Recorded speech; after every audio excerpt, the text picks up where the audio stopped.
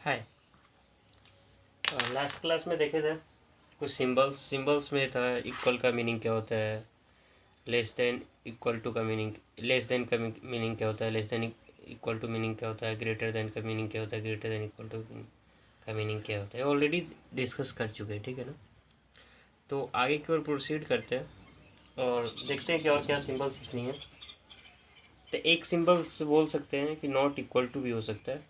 इसे बोलेंगे, मान लीजिए कि एक सिंबल्स इसे 1 2 3 4 5 6 नंबर लीजिएगा, तो यहाँ पर लिखा हुआ ए, इसका मीनिंग होता है A is not equal to, A is not equal to, A is not equal to B. इसका मीनिंग यही है। तो इसमें से कह सकते हैं हम लोग कि जैसे 2 not equal to 3 correct statement हो जाएगी ना, एक करेक्ट स्टेटमेंट हो जाएगा। और कहीं भी ऐसा मिले ना ए नॉट इक्वल टू बी, तो इसका मीनिंग दो तरह से देख सकते हैं। कोई भी, एक्चुअली मैं जो भी यूज करूँगा जनरली, कम्प्लेक्स नंबर रहेगा तो कम्प्लेक्स नंबर लिखा हुआ रहेगा, अगर नहीं है तो ये सब सारे के सारे क्या हो जाएंगे, रियल नंबर। क्या हो जाएंगे, रियल नंबर। एज्यूम करके चलना है, जब भी ए बी लिखता हूँ इस टाइप का सारे के सारे रियल नंबर लेता हूँ, ठीक है ना। तो मैं क्या बोलूँगा, A not equal to, A is not equal to B, इसका मीनिंग है कि ए और बी क्या है, रियल नंबर है। और नॉट इक्वल टू बी का मीनिंग क्या हो जाएगा, यहाँ पर दो तरीके से ले सकते हैं। अगर ए बी के नॉट इक्वल है तो मैं बोल सकता हूँ ए लेस देन बी हो सकता है या ए ग्रेटर देन बी हो सकता है। दोनों में से एक पॉसिबिलिटी हो सकती है, दोनों तो एक बार में नहीं होगा ना। या इधर A is less than B और ए ग्रेटर देन बी। तो कहीं भी ऐसा मिले, कहीं भी ऐसा मिले A not equal to B, A is not equal to B, इसका मीनिंग ही लिख दीजिएगा simply A greater than B, A is less than B या ए ग्रेटर देन बी। ए दो कंडीशन में एक कंडीशन होगा। जैसे एग्जांपल के तौर पर समझिए, 2 इज नॉट इक्वल टू 3, इसका मीनिंग बोल सकते हैं 2 इज नॉट इक्वल टू 3, तो इसका दो ही मीनिंग हो सकता है, 2 इज लेस देन 3 या 2 इज ग्रेटर देन 3। तो ये तो 2 इज ग्रेटर देन 3 है तो नहीं हो सकता था ये, तो कोई एक पॉसिबिलिटी होनी चाहिए। तो यहाँ पर क्या बोल सकते हैं, कहीं भी ऐसा मिले A is not equal to B, तो इसको हम बोल सकते हैं इधर A is less than B और A is greater than B, दोनों में से एक पॉसिबिलिटी, दोनों साथ में तो नहीं हो सकते, तो एक ही पॉसिबिलिटी बनेगा, तो इस तरह के होंगे। तो इसका मीनिंग समझिए, A is not equal to B कहीं भी लिखा मिले तो इसका मतलब है कि इधर और यहाँ पर होनी चाहिए जो नंबर ए बी कैसा है, रियल नंबर होनी चाहिए। ए बी कैसा होना चाहिए, रियल नंबर होना चाहिए। अगर नहीं दिया हो तो एज्यूम कर लीजिएगा कि अगर इस तरह कंडीशन बना है तो क्या है, रियल नंबर है। अगर नहीं रहेगा तो हाँ दिया रहेगा कम्प्लेक्स नंबर इस टाइप से, ठीक है। तो आपने वहाँ जाना नहीं है, सिर्फ रियल नंबर के बारे में सोचनी है अभी। तो यहाँ कह सकते हैं सिंपली ए कहीं लिखा रहे A is not equal to B, इसका मीनिंग हम निकाल सकते हैं क्या, A is less than B या A is greater than B. ऐसा दो ही कंडीशन बनेंगे, ठीक है। तो यहाँ से इस क्लियर कर लिए, और कुछ एग्जांपल और भी देखना है तो इस तरह से देख सकते हैं।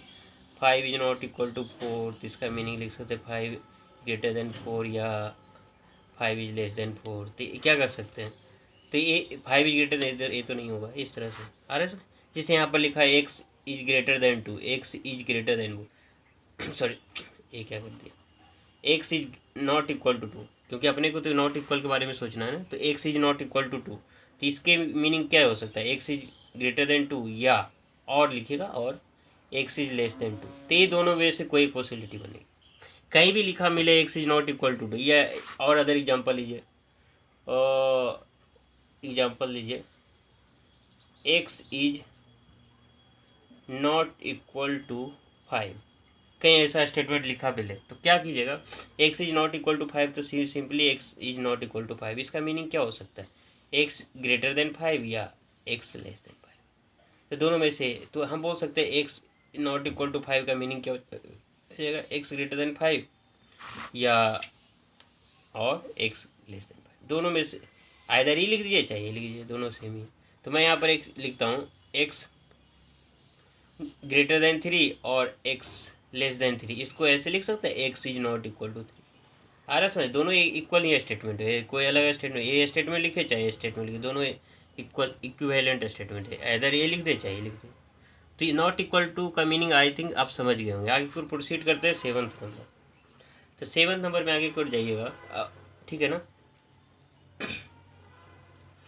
एक सिंबल होता है फॉर ऑल, एक सिंबल इस तरह से लिखा मिलेगा आपको, जब क्वेश्चन पढ़िएगा तो क्वेश्चन में इस तरह से मिलेगा फॉर ऑल, इसका मीनिंग होता है फॉर ऑल, बस मीनिंग समझना और कुछ नहीं।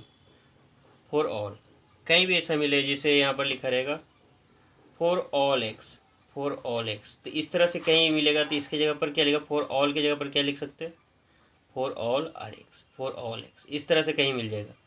ठीक है, तो इधर फॉर ऑल एक्स इस तरह से रहेगा, जब फॉर ऑल एक्स इस तरह, तो कहीं भी ऐसा परेशानी नहीं होनी चाहिए। जिससे मैं यहाँ पर लिखता हूँ, एक स्टेटमेंट लिखता हूँ, इसको मैथमेटिकल टर्म में किस तरह से लिखेंगे इसको देखना है। इफ़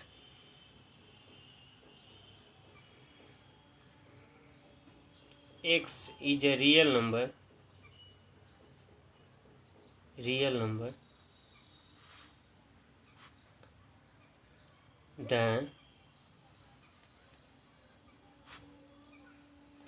then which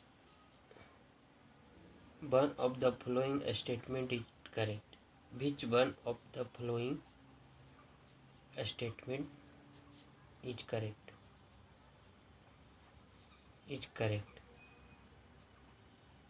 ठीक है ना। इसको इस तरह से लिख सकते हैं, एक्स इज रियल नंबर है तो हम बोल सकते हैं क्या बोल सकते हैं, फॉर ऑल एक्स क्या लिख सकते हैं, for all x can be, for all X इस तरह से लिख सकते हैं, x+2 is a real number, ऐसे लिख सकते हैं, for all x is a real number, लिख सकते हैं ना। पहला स्टेटमेंट लिख दीजिए, तो दूसरा लिखिएगा फॉर ऑल एक्स, ये समझ रहे हैं, एक इस तरह के सिंबल कहीं मैथ में मिले इसका मीनिंग होता है फॉर ऑल एक्स, लिख सकते हैं x+2 can be a rational number, या ऐसा नहीं, x+2 is a rational number.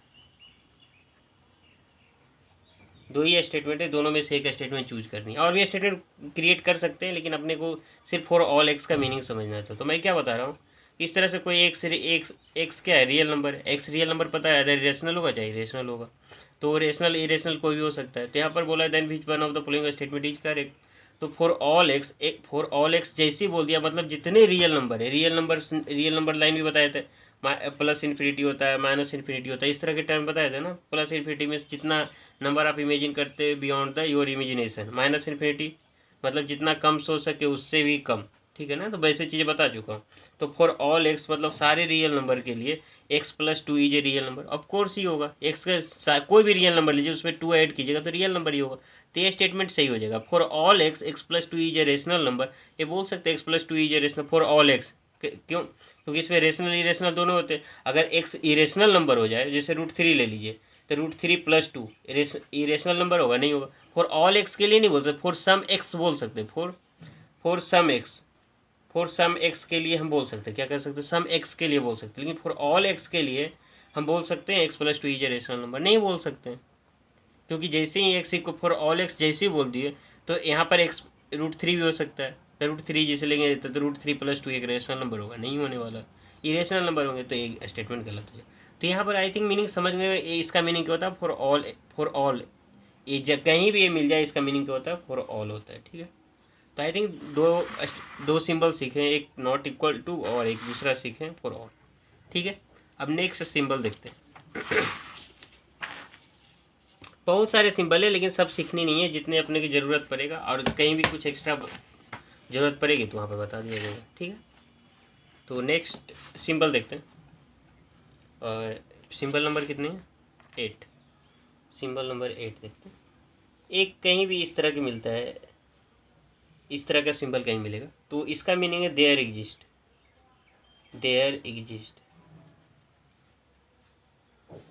कहीं भी इस तरह का मीनिंग मिले, कहीं भी, जनरली ज़्यादा यूज नहीं होता है इसका, अगर इस तरह का कहीं भी भूलर भाटकल मिल जाए तो इसमें से इसका मीनिंग होता है देयर एग्जिस्ट, या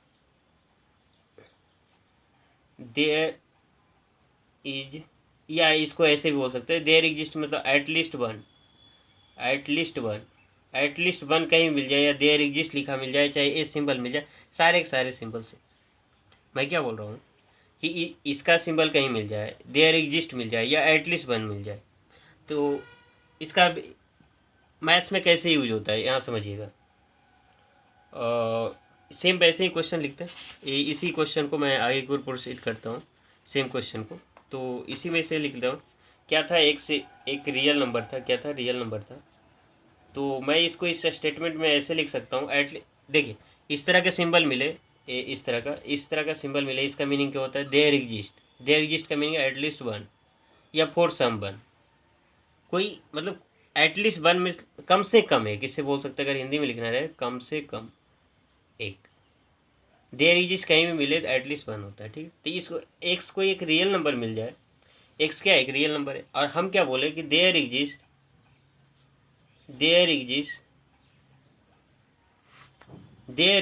a number such that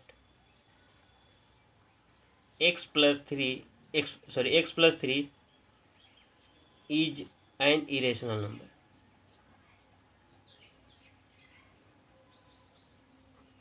या there exist a number B लिख दीजिए, there exist a number B such that X plus B, इसी में से एक्स प्लस बी कर लीजिए, एक्स प्लस बी, इसको हटा दीजिए, एक्स प्लस बी कर लीजिए, X plus B is a rational number. तो मैं क्या बोल रहा हूँ कि एक्स क्या है, एक रियल नंबर है, एक्स क्या है, रियल नंबर है। इस रियल नंबर में मैं बता रहा हूँ कि अपने पास दिया एक स्टेटमेंट क्या है, if X is a real number then which of the following statement, इस टाइप से सिमिलर प्रीवियस वन। तो हम बोल सकते हैं there exist a number B such that X plus B is rational number है। ऑफ कोर्स होगा, X real number है तो मतलब कोई भी यहाँ पर से बी नंबर ले सकते हैं। जैसे यहाँ पर एक्स मान लीजिए रेशनल रह गया तो 2 लीजिए, इसमें से 3 ले लीजिए, सिमिलर बी एक नंबर से एग्जिस्ट कर ही सकता है ना, तो वही बोल रहा हूँ। तो देयर एग्जिस्ट मतलब क्या होगा, at least one number, at least one. तो इस तरह से समझ सकते हैं आप, आ रहा समझ में। तो ही मैं बोल रहा हूँ, देयर एग्जिस्ट कहीं सिंबल मिले या ये सिंबल मिल जाए, देयर एग्जिस्ट लिखा मिल जाए, कहीं किसी भी स्टेटमेंट में देयर एग्जिस्ट मिल जाए या ए सिंबल मिल जाए या एटलीस्ट वन मिल जाए, सारे के सारे चीज़ सेम ही है। एटलीस्ट मतलब कम से कम है, ठीक है। तो नेक्स्ट सिंबल देखते हैं, 9th नंबर सिंबल देखते हैं। एक सिंबल ये होता है, इसे बोलते हैं इम्प्लाइज। क्या बोलते हैं, इसका मतलब होता है इम्प्लाइज। इम्प्लाइज क्या होता है, इम्प्लाइज, या इसको ऐसे भी ओनली इफ भी बोलते हैं, लेकिन जनरली इम्प्लाइज ए यूज होता है। अब कहेगा सर इसको कैसे यूज करते हैं, समझिए यहाँ पर, ए इम्प्लाइज बी ऐसा है, इसको ऐसा पढ़ सकते हैं, इट इज रेड है, इट इज रेड है, ए इम्प्लाइज बी, ए इम्प्लाइज बी। इसको इसका मीनिंग क्या होता है, मीनिंग समझिएगा, सॉरी ये लिखता नहीं क्योंकि इसका मीनिंग क्या हो जाएगा, इफ़ ए इज ट्रू, समझिए, if A is true then B must be true, B must be true. अब कहिए सर ये बताना क्या चाह रहा है, आप समझिए बात को। अगर ए ट्रू है तो बी मस्ट बी ट्रू, इसका मीनिंग क्या बोल सकते हैं। जैसे देखिए एक्स इक्वल टू 1 है, मैं क्या बता रहा हूँ, ए एक्स इक्वल टू 1 है तो इम्प्लाइज बोल सकते हैं एक्स स्क्वायर इक्वल टू 1। इसका उल्टा सही नहीं हो सकता, समझिए बात को, मैं क्या बता रहा हूँ। इसका उल्टा सही हो भी सकता है, नहीं भी हो सकता है, लेकिन मैं बोलूँगा एक्स इक्वल टू 1 है तो एक्स स्क्वायर इक्वल टू 1 100% बोल सकता हूँ, ये सही होगा। नहीं समझ में आया। एक दूसरा एग्जाम्पल लीजिए, एक्स इक्वल टू 25 ले, एक्स इक्वल टू 25 ले और पॉजिटिव स्क्वायर रूट ऑफ 25 को निकालेंगे तो 5 ही होगा। पॉजिटिव स्क्वायर रूट ऑफ 25 निकालेंगे तो 5 ही होगा ना, पॉजिटिव, क्योंकि ये तो पॉजिटिव स्क्वायर रूट है तो इसका क्या आएगा, 5 ही आएगा। तो मैं क्या बोल रहा हूँ कि कोई इधर का स्टेटमेंट अगर सही हो जाए तो ए स्टेटमेंट है, ए बी स्टेटमेंट है, तो मैं क्या बोल रहा हूँ, एक्स इक्वल टू 1 है तो एक्स स्क्वायर का वैल्यू 1 तो ऑलवेज होगा। चाहे एक्स इक्वल टू 3 हो जाए तो एक्स क्यू का वैल्यू 27 3 हो जाएगा। लेकिन इसका उल्टा हो भी सकता है, नहीं भी हो सकता है, इसकी गारंटी नहीं देता। ये गारंटी किस चीज़ का देता है कि अगर इधर वाला स्टेटमेंट सही है तो इस इधर वाला स्टेटमेंट ऑलवेज सही होगा। आ रहा समझ में। ए इम्प्लाइज बी है तो इसका मतलब क्या बोल सकते हैं, ए इम्प्लाइज बी के इसका मीनिंग बता सकते हैं, A is true then B must be true. आ रहा समझ में। इसका उल्टा सही भी हो भी सकता है, नहीं भी हो सकता है। आ रहा समझ में, क्लियर है ना। या एक और एग्जांपल लेना चाहते हैं तो इस तरह से ले सकते हैं, एक्स इक्वल टू 3 लेते हैं तो यहाँ लिख सकते हैं एक्स प्लस 1 इक्वल टू 4। आ रहा समझ में। ऑफकोर्स अगर ये सही है तभी ये सही होगा, अगर ये सही है तभी ये सही होगा। इधर वाला सही हो ना उससे में कोई मतलब नहीं, अगर ये सही है तो गारंटी करता है ये सही हो जाए। आ रहा समझ में। इसका मीनिंग यही बताता है। इसका मीनिंग मैथ में देखते कभी कभी हम लोग बचपन में 10th क्लास 9th क्लास में इस तरह के सिंबल यूज करते होंगे, लेकिन अपने को मीनिंग नहीं पता होता है क्या होता है। लेकिन इसका मतलब ये होता है कि अगर इधर वाला स्टेटमेंट सही है तो ए हमेशा सही होगा तो होगा। आ रहा है समझ में? इसकी गारंटी देते हैं, ठीक है। और इस तरह का स्टेटमेंट बनानी है, ठीक है। अब दूसरा सिंबल होता है इस टाइप का। दूसरा सिंबल क्या होता है? इस टाइप का। इसको बोलते हैं implies and is implied by, and implied by. इसका सिंबल क्या होता है? Implies and is implied by. आ रहा है समझ में? अब कहेगा इसका मीनिंग क्या है? क्या ये तो इम्प्लाइज तो पता है कि इधर वाला स्टेटमेंट सही है, तो ये इसका उल्टा भी सही हो सकता है। इसका उल्टा भी सही, बताता हूँ क्या होने वाला, ठीक है। अभी समझ में आएगा क्या। या कोई भी स्टेटमेंट मैथ्स में मिलेगा, if and only, if and only, if and only, या इफ़, तीनों में से इसमें से कोई भी स्टेटमेंट कोई भी सिंबल इस तरह की यूज हो सकते हैं मैथ्स में। मैं क्या बता रहा हूँ, इधर ये स्टेटमेंट रहेगा, चाहे implies and is implied by लिखा रहेगा, कहीं इफ़ एंड ओनली इफ लिखा रहेगा, IFF भी लिखा रहेगा, तो सारे के सारे सिंबल का मतलब क्या हो जाएगा? इसका मतलब क्या हो जाएगा? सेम ही है, कोई अलग अलग नहीं है। अब कहेगा सर इसका मीनिंग क्या होगा, इसका थोड़ा समझाइए क्या है। अब समझिए बात को, थोड़ा एग्जांपल के थ्रू समझेंगे तो और क्लियर होगा। ये तो क्लियर हो गया ना, अगर इस तरह का सिंबल मिलेगा तो implies and is implied by मिलेगा, या और इसका इफ़ एंड ओनली इफ मिल सकता है, IFF मिल सकता है। यहाँ तक तो परेशानी नहीं। अभी एग्जांपल के थ्रू समझते हैं। मैं क्या बोल रहा हूँ, A implies and is implied by B है, ऐसा लिखा मिले, तो मैं क्या बोल रहा हूँ, अगर ए सही है तो ये तो गारंटी एक, इसको इस तरह से लिख सकते थे। देखिए इस तरह से लिखिएगा, ए इम्प्लाइड बी, या ऐसे लिख सकते हैं, ए ऐसे भी लिख सकते हैं। अब इसका मीनिंग तो पता है, अगर ए सही है तो गारंटी ए सही हो जाएगा। इसका मीनिंग क्या हो जाएगा? अगर ए सही है तो ए सही हो जाएगा। समझ में आ रहा है? अगर इसमें कैसे लिख सकते हैं, A is true then B must be true, B must be true बोल सकते हैं, ऐसे बोल सकते हैं। ए इज ट्रू, सॉरी इसमें उल्टा हो जाएगा ना, B is true then A must be true. आ रहा है समझ में? तो दोनों ओर से सही होना, अगर ए सही है तो बी मस्ट बी ट्रू, अगर बी ट्रू है तो ए मस्ट बी। सर समझ में कुछ नहीं आ रहा है, क्या क्या बोलना क्या चाह रहे, तो कुछ मैथमेटिकल ढंग से एग्जाम्पल लेके बताइए, ठीक है, वो भी बताता हूँ। ऐसा देखिए, X square equal to 1, X square equal to 1, तो ऐसे लिख सकते हैं, x equal to plus minus 1, X equal to plus minus 1। अब यहाँ से और क्लियर होगा, एक्स स्क्वायर इक्वल टू 1 है तो x equal to plus minus 1 लिख सकते हैं। ओके सर, इसका अगर मैं क्या बता रहा हूँ, दोनों ओर से सही है, तो दोनों ओर से सही है कि इसका इस तरह से बना लेते हैं, X square equal to 1 implies X equal to plus minus 1, ठीक है। या ऐसे लेंगे, X square equal to 1 X बराबर प्लस माइनस 1। अब बता, अब यहाँ समझिए, एक्स स्क्वायर इक्वल टू 1 है तो एक्स का वैल्यू प्लस माइनस, क्योंकि पता है कि कुछ नहीं दिया हो तो एक्स रियल नंबर ही होगा, तो एक्स स्क्वायर इक्वल टू 1 है तो एक्स इक्वल टू क्या हो जाएगा? प्लस माइनस 1 होगा। ये तो क्लियर है ना? अगर ए स्टेटमेंट सही है तो ए ऑलवेज सही होना चाहिए। अरे समझे, अगर ये सही है तो ये ऑलवेज सही होना चाहिए। एक्स इक्वल टू 1 है तो x square equal to plus 1 होगा। एक्स इक्वल टू 1 ले लीजिए तो एक्स स्क्वायर 1 हो जाएगा, एक्स इक्वल टू माइनस 1 लीजिए तो भी सही हो जाएगा। तो हम बोल सकते हैं स्टेटमेंट क्या होगा, X square equal to 1 implies and implied by x equal to plus minus 1। अब सर एक और एग्जांपल बताइए, तो बताता हूँ, एक्स प्लस 3 इक्वल टू 4 रहे, एक्स प्लस 3 इक्वल टू 4 रहे, implies and implied by x equal to 1।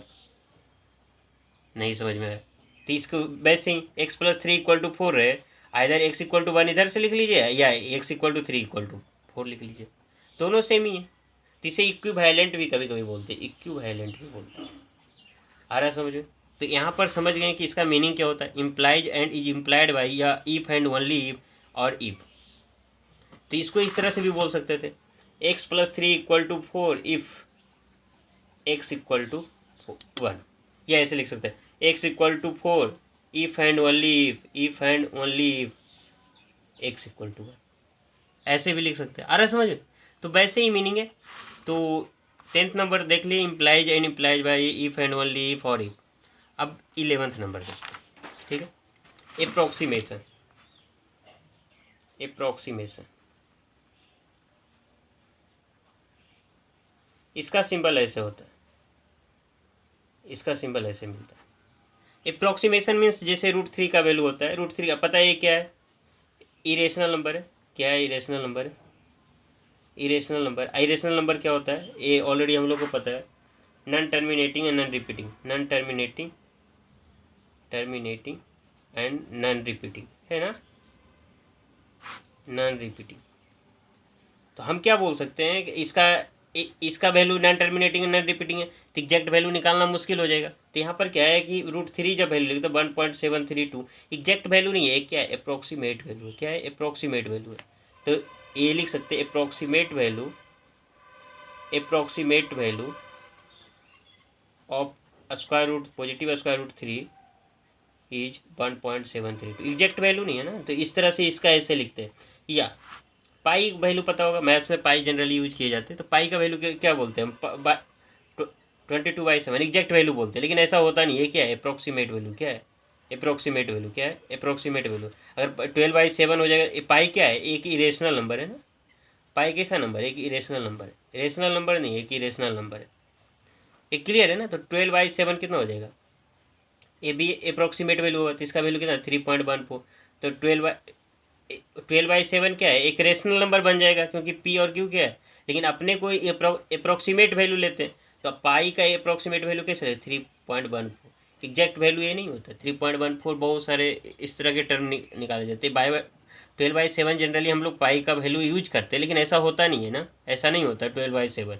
A approximate value 12/7। अब इसका भी जब निकालेगा 3.14 आ रहा है, ये क्या है, अप्रॉक्सीमेट वैल्यू है। तो मैं बोलूँगा कि पाई का एक वैल्यू और होता है जनरली जो यूज किया जाता है, ई का वैल्यू, ई का वैल्यू यूज किए जाते हैं। तो ई इक्वल टू लिखा है 2.71828। इस तरह से ये भी क्या है, अप्रॉक्सीमेट वैल्यू है, अप्रॉक्सीमेट वैल्यू है। ये क्या है, अप्रॉक्सीमेट, एग्जैक्ट वैल्यू नहीं है। ई का जो वैल्यू रहता है, ई का वैल्यू 2.7182, याद ही कर लीजिएगा, ये जनरली यूज किए जाते हैं। पाई का वैल्यू 3.14, ई का वैल्यू 2.7182। ये भी क्या है, अप्रॉक्सीमेट वैल्यू। तो अप्रॉक्सीमेशन का मीनिंग समझ में आ गया हो। √2 का वैल्यू क्या होता है, 1.412। इस तरह से यूज होता है। ये क्या है, ये भी अप्रॉक्सीमेट वैल्यू है, अप्रॉक्सीमेट। ठीक है, तो आप समझ रहे हैं कि क्या मैं बोलना चाह रहा हूँ। तो अप्रॉक्सीमेशन का मीनिंग ये हो जाएगा। ठीक है, एग्जैक्ट वैल्यू नहीं होता, नॉट एग्जैक्टली, ऐसे लिख सकते हैं। तो नॉट एग्जैक्ट वैल्यू।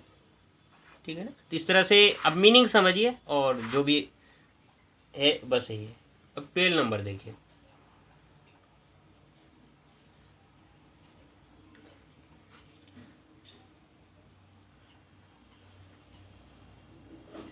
और क्या बचा है, इम्प्लाइज एंड इम्प्लाइज बाय सीख लिए, और अप्रोक्सीमेशन से देख लिए, देयर एग्जिस्ट सीख लिए, और इम्प्लाइज सीख लिए, लेस देन सीख लिए, फॉर ऑल सीख लिए। जनरली यही सब टर्म यूज होते हैं। तो और भी सिंबल्स होते हैं, लेकिन बाद में क्या है ना कि जब आएगा यूज, तो उस सिंबल्स का हम लोग यूज करके वहाँ पर बता दिया जाएगा। तो बेसिकली जितने सिंबल्स थे हम लोगों ने इसे देखे हैं, और जो देखने को मिलेगा आगे वहाँ पर मैं बता दिया जाएगा। तो ये सिंबल्स का जो अपने पास था वो ख़त्म हो चुका है, और कुछ सिंबल्स रह गया होगा तो कमेंट सेक्शन में लिखते थे, आपकी मर्जी हो। ठीक है ना, ठीक है। और कोई भी दिक्कत हो, कोई भी परेशानियाँ हो मैथ्स में, आप कमेंट सेक्शन में लिख सकते हैं। ठीक है, तो यहाँ तक ख़त्म हो चुका है। अपने पास क्या क्या देखे अभी तक में, नंबर सिस्टम देखे थे। मंडे से सेट थ्योरी स्टार्ट करेंगे, नंबर सिस्टम। नेक्स्ट क्या है, नंबर सिस्टम है, डेसिमल नंबर सिस्टम देखे थे, डेसिमल नंबर सिस्टम देखे थे, हाँ या नहीं। डेसिमल नंबर सिस्टम में अपने यूज किए थे, बहुत सारे नंबर्स देखे थे, नेचुरल नंबर देखे थे, नेचुरल नंबर देखे थे। और क्या देखे थे, नेचुरल नंबर्स के बाद देखे तो होल नंबर क्या होता है, होल नंबर। नेचुरल नंबर को एन यूज करते थे, इसे डब्ल्यू यूज करते थे। और इंटीजर्स देखे थे, और उसके बाद देखे थे डिफरेंट टाइप्स ऑफ इंटीजर्स देखे थे। डिफरेंट टाइप्स इंटीजर्स में क्या देखे थे, पॉजिटिव इंटीजर्स देखे थे, पॉजिटिव इंटीजर्स देखे थे। ये समराइज कर देता हूँ पूरे जो अभी तक सीखा हूँ। निगेटिव इंटीजर्स देखे थे, निगेटिव इंटीजर्स देखे थे। उसके बाद देखे थे और भी इसमें इंटीजर्स देखे थे, non positive integer, zero neither positive neither negative integers होता है, तो ऑलरेडी जानते हैं। नॉन निगेटिव इंटीजर्स देखे थे, नॉन निगेटिव इंटीजर्स देखे थे, इसे क्या जनरली जेड और आई से यूज किए जाते थे। अब पॉजिटिव इंटीजर्स को नेचुरल नंबर भी बोलते थे, हाँ या नहीं, ये सारी चीज़ देख चुके हैं। Non positive, non negative, non positive भी इंटीजर्स देखे थे, है नहीं, ये सब चीज़ देखे थे। उसके बाद देखे थे फैक्टर्स देखे थे, उसके बाद मल्टीपल देखे थे। जनरली ये सब जो यूज किए जाते हैं नेचुरल नंबर के कंटेक्स्ट में यूज किए जाते थे। और एलसीएम देखे थे, एचसीएफ देखे थे, एलसीएम एचसीएफ भी देखे थे। और उसके बाद देखे थे हम लोग कंपोजिट नंबर देखे, कंपोजिट नंबर, और क्या था, को प्राइम नंबर देखे थे, और ट्विन प्राइम नंबर देखे थे। उसके बाद ट्विन प्राइम नंबर देखे, को प्राइम नंबर, कंपोजिट नंबर, और रेशनल नंबर देखे थे। उसके बाद देखो इरेशनल नंबर देखे थे। उसके बाद रियल नंबर देखे थे। उसके बाद सिंबल देखे थे, और सिंबल्स में बहुत सारे सिंबल देखे थे। इक्वल का सिंबल देखे थे, लेस देन का सिंबल देखे थे, लेस देन इक्वल टू का सिंबल थे, ग्रेटर देन का symbol, greater than equal to सी का सिंबल, नॉट इक्वल टू का सिंबल। उसके बाद आज ही देखे फॉर ऑल का सिंबल देखे थे। उसके बाद देयर एग्जिस्ट का सिंबल देखे थे। उसके बाद अप्रॉक्सीमेशन का सिंबल देखे थे, और भी सिंबल्स आज ही देखे हैं। ये सब सारे सिंबल्स देखे थे, और कुछ सिंबल्स बच गए होंगे, नहीं बोलूँगा कि मैं सारी चीज़ मैं इसमें बताना, जो अपने ज़रूरत है वो सारी चीज़, कुछ कुछ सिंबल्स जो यूज आएंगे वो कोर्स के दौरान भी बता दिया जाएगा। और यहाँ तक भी कोई परेशानी हो तो मैं बोलूँगा कि आप कमेंट सेक्शन में लिख सकते हैं। ये नंबर सिस्टम से और इस सिंबल्स तक में कहीं भी परेशानी हो तो आप लिख सकते हैं, क्योंकि फंडामेंटल चीज़ें और बार बार यूज होंगे आपके, ठीक है ना। तो नेक्स्ट मैं और कुछ क्वेश्चन देता हूँ कम्युनिटी पोस्ट पर, अब मैं बोलूँगा कि उसे सोल्व कीजिएगा, और कोई प्रॉब्लम हो तो कमेंट सेक्शन में लिखिएगा, उसे सोल्व करने का कोशिश करूँगा, और विद इन द 24 आवर्स आपका सोल्यूशन, क्वेश्चन का क्वेरीज का क्या होगा, सोल्यूशन दे दिया जाएगा, ठीक है ना। तो जो भी है नेक्स्ट क्लास से सेट थ्योरी स्टार्ट करूँगा। ये जो है सेट थ्योरी आते हैं जेई मेन में, और जनरली जेई मेन में ही आते हैं, और इसका एप्लीकेशन होता है जो एडवांस में रहता है, तो समझ ठीक है। अगर कोई परेशानी हो तो कमेंट सेक्शन में लिखिए। Thank you.